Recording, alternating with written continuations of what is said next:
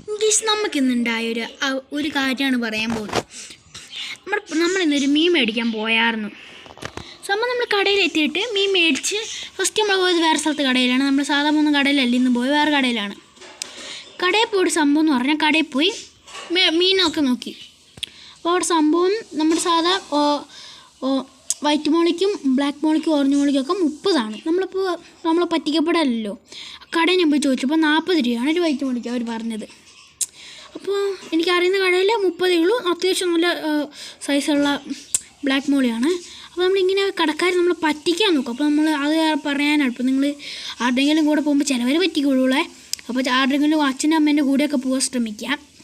ഇല്ലെങ്കിൽ നിങ്ങൾ സൂക്ഷിച്ച് പോവുക. നിങ്ങൾക്ക് അറിയുന്ന കടകളിലൊക്കെ പോവാം.